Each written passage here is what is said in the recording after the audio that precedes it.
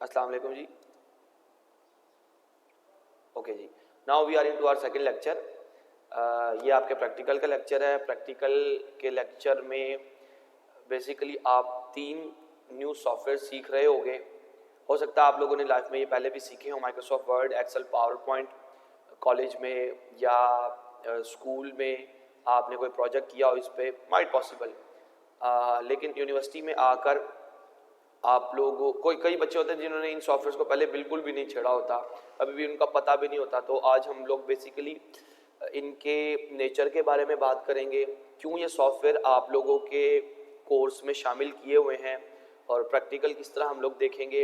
ये सारी डिस्कशन आज हम करेंगे, ठीक है जा। तो will start with the very basics. आप लोग ये सॉफ्टवेयर, सबसे पहली बात जो आप लोगों के ऑन पे काम है, लेकिन फिजिकली हम लोगों ने मिलना है फ्रॉम 1 फरवरी। तो उसके पहले I want you to install the software in your machines.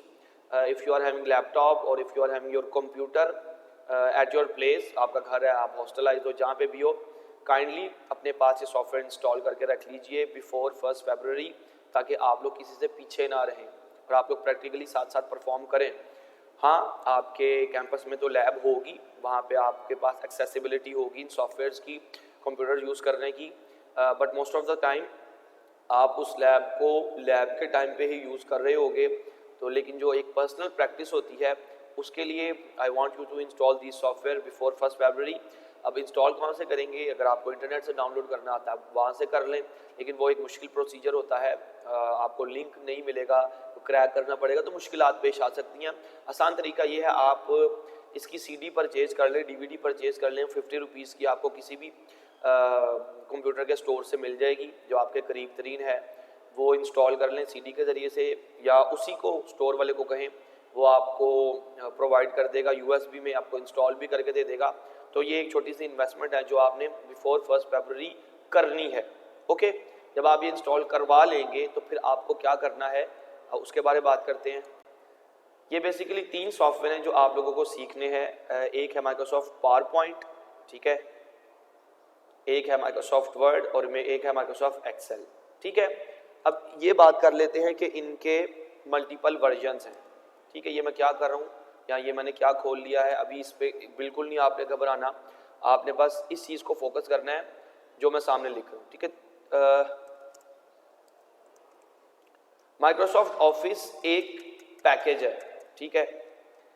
Microsoft office एक ऐसा पैकेज है कि जितने भी कॉरपोरेट वर्ल्ड में या एजुकेशनल वर्ल्ड में जितने भी टास्क होते हैं, उनको परफॉर्म करने के लिए माइक्रोसॉफ्ट ने ये प्रोडक्ट डेवलप किया हुआ है, जिसको कहते हैं माइक्रोसॉफ्ट ऑफिस।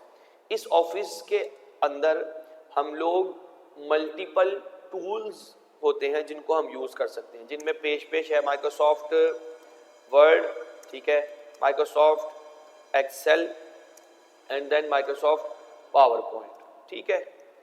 इन तीनों की नेचर डिफरेंट है, Microsoft Word, Excel, PowerPoint की, ठीक है। और भी होते हैं, माइक्रोसॉफ्ट वन नोट है, पब्लिशर है, माइक्रोसॉफ्ट एक्सेस है, वो भी है, लेकिन वो आपके सिलेबस में शामिल नहीं है। ये तीनों आपके सिलेबस में शामिल है। अब आपको पहले इनकी नेचर जान लो कि ये सारे सॉफ्टवेयर किन नेचर के होते हैं, ठीक है। यही आपको क्वेश्चन भी आएगा कि कभी कभी आ सकता है कि माइक्रोसॉफ्ट वर्ड की नेचर क्या है। तो याद रखिए, माइक्रोसॉफ्ट वर्ड एक डॉक्यूमेंट प्रोड्यूसर है, ठीक है। डॉक्यूमेंट्स को प्रोड्यूस करना हो तो हम लोग माइक्रोसॉफ्ट वर्ड का सहारा लेते हैं, ठीक है।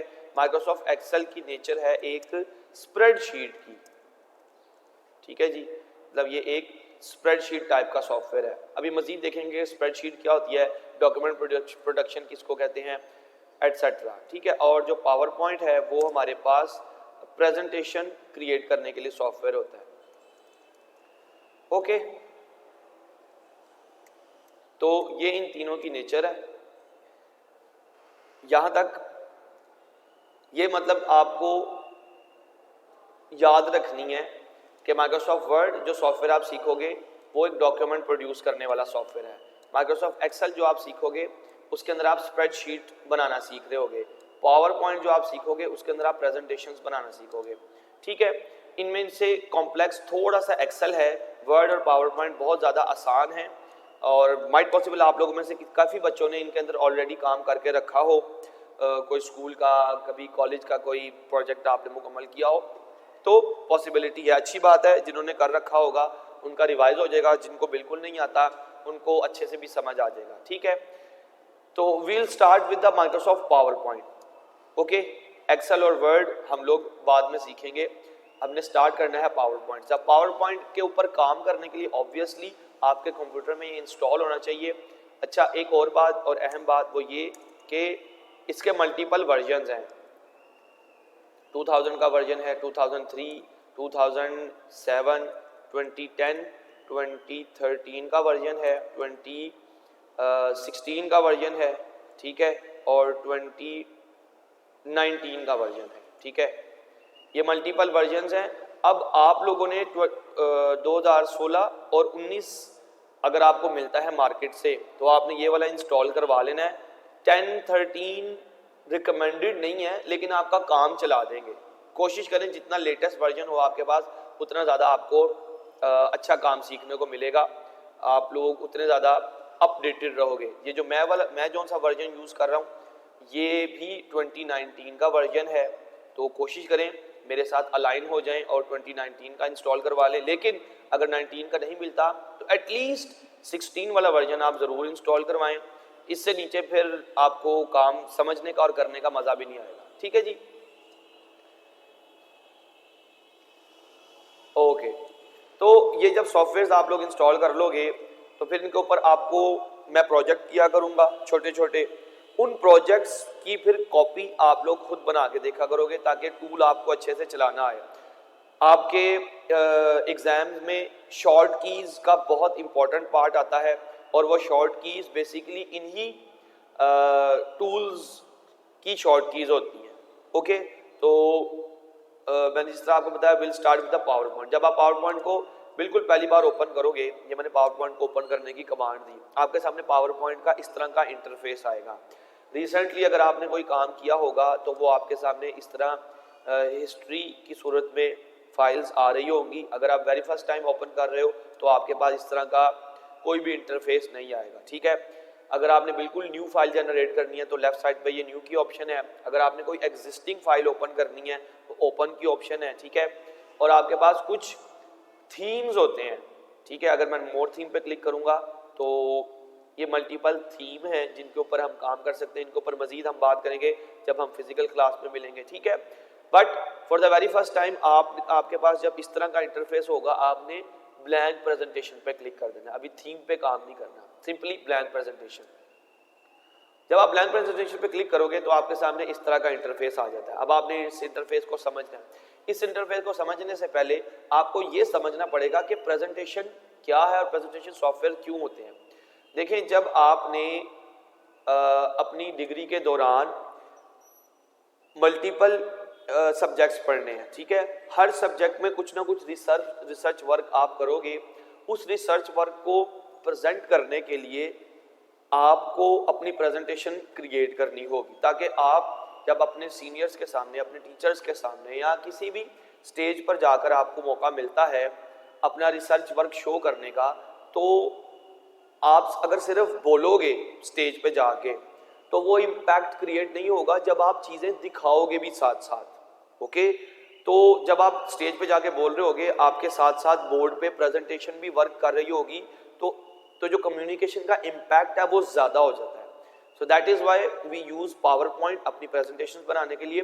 और भी सॉफ्टवेयर हैं जो प्रेजेंटेशन बनाने के लिए हम लोग यूज़ करते हैं, जैसे एक सॉफ्टवेयर है उसका नाम है परेजी, वो भी यूज़ किया जा सकता है।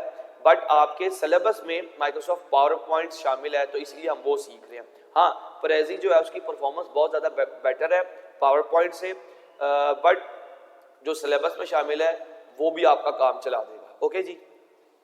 ये मैंने आपको परेजी का नाम इसलिए बताया है ताकि आप लोग महरूम ना रहें एक अपडेटेड सॉफ्टवेयर से, कि अगर आपका दिल करता है कि आप वो सॉफ्टवेयर भी सीखना चाहते हैं तो इंशाल्लाह उस पर भी बात हो सकती है।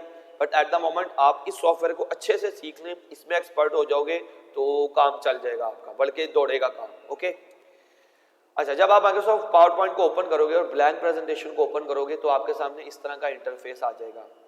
इस इंटरफेस में आपने ये चीज़, सबसे पहले तो आपको इसका इंटरफेस समझना है। सबसे ऊपर जो बार होती है इस बार को हम कहते हैं टाइटल बार। ठीक है, इस टाइटल बार पे राइट साइड पे आप देख रहे हो तमाम विंडोज पे नॉर्मली इस तरह के बटन होते हैं, क्लोज का और देन मिनिमाइजेशन और रिस्टोरेशन का बटन होता है। ठीक है, फिर यहाँ पे ये रिबन का बटन है। आप इन कमांड्स को यूज़ करके आप कुछ इस तरह का इंटरफेस लेके आ सकते हो। अगर वापस जाना है उसी इंटरफेस में तो शो टैब्स एंड कमांड्स, ठीक है, वापस इस इंटरफेस में आ जाती हो। तो ये चीज़ इसलिए बता रहा हूँ कि हो सकता है आप कभी किसी कंप्यूटर में पावर पॉइंट खोलो तो आपको इस तरह का नज़र आए, आप घबरा जाओ कि ये पता नहीं क्या, ये तो हमने तो नहीं, सर ने ऐसा सिखाया। तो कोई मुश्किल नहीं है, सिर्फ इस बटन पे जाके आपने शो टैब्स एंड कमांड करोगे तो आप नॉर्मल इंटरफेस में वापस आ जाओगे। ठीक है, आप मजीद लेफ्ट साइड पे जाएं तो आपके सामने उस प्रेजेंटेशन का नाम लिखा होता है जिसके अंदर आप काम कर रहे हो। चूंकि इस प्रेजेंटेशन का मैंने अभी कोई नाम नहीं रखा तो बाय डिफॉल्ट मतलब पहले से ही यहाँ पर प्रेजेंटेशन 1 लिखा नजर आ रहा है। ठीक है, and then moving on left तो आपके पास कुछ टूल्स होते हैं। इन टूल्स को अभी आपने नहीं छेड़ना, ना इनके बारे समझना है, क्योंकि ये टूल्स आपको आहिस्ता आहिस्ता समझ आते जाएंगे। बस इतना याद रखना है, सबसे ऊपर ये जो बार है, पट्टी है, इसको टाइटल बार कहते हैं। टाइटल बार के बिल्कुल नीचे आपके सामने ये कुछ मेन्यू आइटम्स आते हैं। ठीक है, फाइल है, होम है, इंसर्ट, डिजाइन, ट्रांजिशन, हेल्प और फॉर्मेट तक जाते हैं ये। ठीक है, हर टैब के अंदर अपने सब मेन्यू होते हैं। मैं डिजाइन के टैब पे क्लिक किया तो डिजाइन के मेन्यू आ गए हैं, ट्रांजिशंस के, एनिमेशन के, स्लाइड शो एटसेट्रा। तो समझने वाली बात यहाँ पे ये है कि हर टैब के अपने अपने कुछ ऑप्शंस होते हैं जिनको हम मल्टीपल तरीके से यूज कर सकते हैं।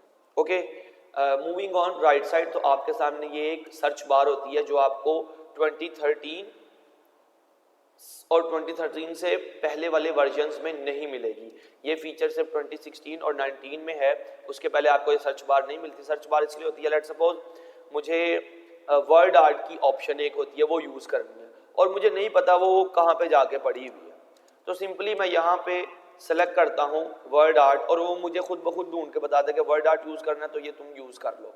तो सर्च बार हमारे इसलिए काम आती है कि अगर किसी ऑप्शन तक हम लोग डायरेक्ट एक्सेस नहीं कर पा रहे किसी वजह से, या हमें याद नहीं है कि वो किस टैब में मौजूद है हमारी जो पर्टिकुलर ऑप्शन है, तो हम सर्च बार से सर्च कर सकते हैं उस ऑप्शन को। ठीक है जी, ओके।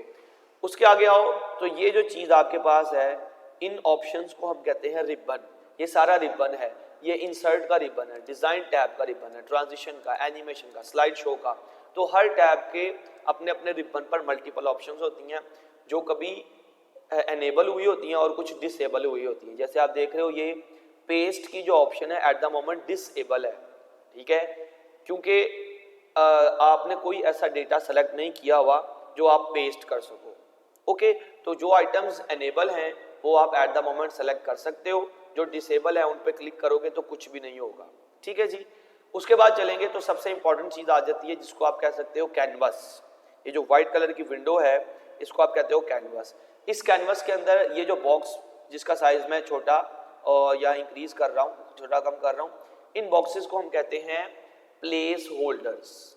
ठीक है, ये कहलाते हैं प्लेस होल्डर। ये दूसरा प्लेस होल्डर है, ये पहला प्लेस होल्डर है। इस प्लेस होल्डर के अंदर आप अपनी प्रेजेंटेशन क्रिएट करते हो, जो भी आपके पास पर्टिकुलर टॉपिक होता है, जो हम इंशाल्लाह नेक्स्ट लेक्चर में मैं एक प्रेजेंटेशन तैयार करके भी दिखाऊंगा। एट द मोमेंट आपको सिर्फ मुझे ये चीज़ों के नाम याद करवाने हैं।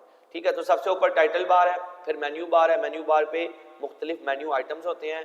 हर मेन्यू आइटम के या हर मेन्यू टैब के अंदर उसका एक रिबन ओपन होता है, जिस रिबन पर मल्टीपल ऑप्शंस होती हैं। जो सी ऑप्शंस पे आप जो options at the moment clickable होंगी वो एनेबल हैं, जिनके ऊपर आप क्लिक नहीं कर सकते, जैसे यहाँ पे पेस्ट है और ये मल्टीपल ऑप्शंस नजर आ रही हैं, ये एट द मोमेंट डिसेबल है। ठीक है, और उसके बाद आते हैं आपका कैनवस। कैनवस के अंदर प्लेस होल्डर होते हैं जिनके अंदर आप अपना डेटा लिख सकते हो, जो भी आपने लिखना है। ओके, उसके बाद प्लेस होल्डर के बाद नीचे आती है स्टेटस बार। स्टेटस बार पे आपको मल्टीपल इंफॉर्मेशन मिल रही होती है। अगर आपने डॉक्यूमेंट का साइज जूम इन करना है या जूम आउट करना है, यू कैन डू दैट। आपके पास मल्टीपल व्यूज की ऑप्शन आती है जिनको हम बाद में एक्सप्लोर करेंगे। लेफ्ट साइड पे जाएं तो आपको बताता है कि आप कौन सी लैंग्वेज में लिख रहे हो, ब्रिटिश इंग्लिश में लिख रहे हो या यूएस की इंग्लिश में लिख रहे हो। चूंकि ये माइक्रोसॉफ्ट का प्रोडक्ट है इसलिए इसकी डिफॉल्ट लैंग्वेज इंग्लिश होती है और यूनाइटेड स्टेट्स की इंग्लिश होती है, ठीक है। मजीद लेफ्ट साइड पे जाओ तो आपको बताता है कि टोटल कितनी स्लाइड्स हैं। लेट्स सपोज अगर मैं एक नई स्लाइड यहाँ पे ऐड करता हूँ, ठीक है, तो अब आपको बता रहा है टोटल 2 स्लाइड्स हैं, आप दूसरी स्लाइड पे हो। अगर मैं पहली स्लाइड को सिलेक्ट करूंगा तो वो आपको बता रहा है टोटल 2 स्लाइड्स हैं, आप स्लाइड नंबर 1 पे हो। So this is the very basic concept of these tools.